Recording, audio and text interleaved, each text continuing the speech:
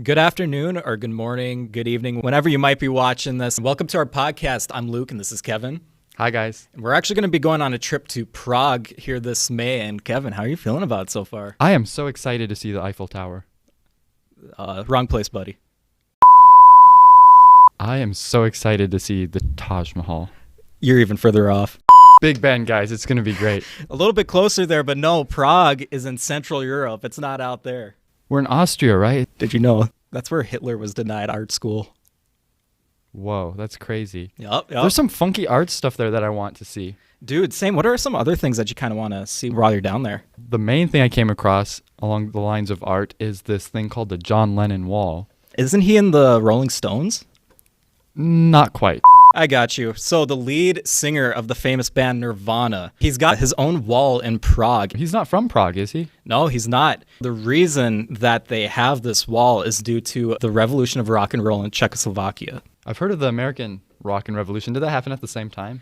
It was about at the same time, yeah. The only thing that's different is, well, the United States wasn't under a communist regime. Basically, this was their way of showing counteraction against communism. Starting in the 1950s, like 1968, Czechoslovakia was under a communist regime. However, it wasn't until the late 1960s, early 1970s that they were invaded by the Russians. This is when major underground rock starting to happen. Some genres of music were becoming suppressed, like rock music. What language was most of this rock and roll revolution using then? Most of the bands were singing in English to be more like the Beatles or like the Rolling Stones, but they weren't allowed to have long hair. What? They weren't, because they thought that it was going against the communist regime. They also were just heavily censored, and they couldn't say anything bad about communism, which, I mean, for communists, that makes sense. So basically, they were just stuck with operas and classical music. Pretty much, yeah. Unless if they were singing in Czech or weren't saying anything bad about communism, pretty much. What's an example of a band or a musician from that era that managed to make an impact? It seems like you'd have to be a pretty brave soul to go against the grain of society and government and... Exactly. So actually, one of the bands is called the Plastic People of the Universe. Pretty good band name. That's a really cool band name. Yep. They were native in Prague, and they actually started before the communist takeover. And they were mostly just like a psychedelic rock band. Once the communists took over, they had to move underground.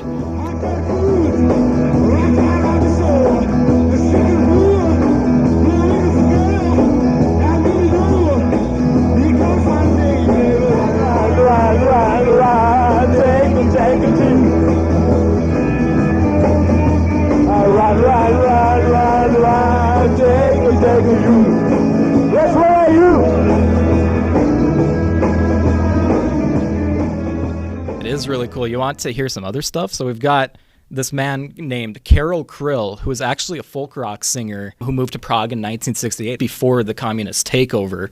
And the Russians took over. He started writing more songs. One of the biggest songs that he wrote was Brother, Close the Gate. And this song was basically the anthem of freedom for the Czech people. Bratříčku, nevzlikej, to nejsou bubáci, vždyť už si velikej, to jsou jen vojáci, přijeli v hranatých, železných maringotkách. I've heard of that. Didn't he get in big trouble for releasing that? Yeah, he did. He actually basically was exiled for a little while and couldn't sing above ground anymore, so he had to move underground, just like the Plastic People. Well, it's so cool that we have access to that music now. Yeah, so when he was exiled, he would go on tours and sing in other countries. So, for example, he went to Germany and Sweden, but when he got back, the borders were closed. So he's basically... He was stuck. Yeah, he was stuck until 1989, 20 years later. So when he was out of the country, he actually broadcasted for the Radio Free Europe, and his music still was popular in Czechoslovakia. So that kind of just tells you how impactful his music was, as he was able to influence people when he wasn't even in the country. So we're traveling over there. Is this place still communist? It is not. You don't have to worry about sharing your money or any of your possessions to anybody else. In 1989, communism fell in Czechoslovakia. After that, rock just was less political and songs were written in Czech now rather than English. If we go there and we listen to some of their music, especially their rock music, it's mostly just like mainstream hard rock, including alternative, art, folk, metal, indie, punk, post-punk, progressive and psychedelic rock. I see. So it's most of the same stuff that we have here. Very similar to the American productions now. Exactly, yeah. They took a lot of inspiration from the Beatles and from the Rolling Stones. They kind of evolved with us. From the 1990s, their music was very similar to what we have, except in Czech. So along with the music, we already talked about this wall that's still a physical exhibit of that era. Right, yeah. Can you tell me a little more about how that came about and what it actually consisted of? Why is it significant culturally? So the John Lennon wall was actually built in honor of John Lennon after he died in 1980. What happened was these art students would come in and they'd start just painting over the wall to symbolize freedom and liberation in the country. This is kind of how Leninism became a counterparty of communism. These people who just idolized John Lennon would come to this wall in order to display what they're feeling internally about their communist oppression. That's fascinating. What do people do with the wall today? Could we go up and paint on it? So technically it's illegal to paint up on the wall, but police have stopped enforcing that. People still do paint on the wall, and we can still see it today. That's so cool. I want to go there. Same. That's one of the places now that I want to go. Is there anything that makes you worried about this adventure?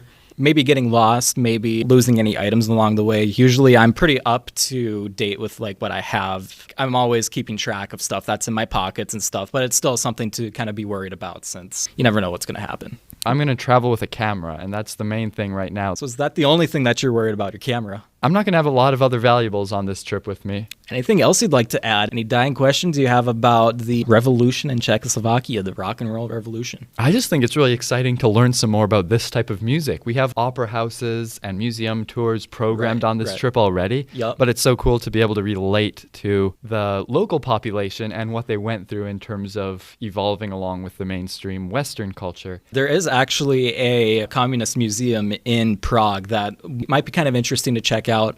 A lot of the information that I got was from that museum. Well, thanks so much for sharing that all with me. This is fascinating, and yeah, no problem. Can't wait to stop by the John Lennon Wall in real life. Oh, yeah.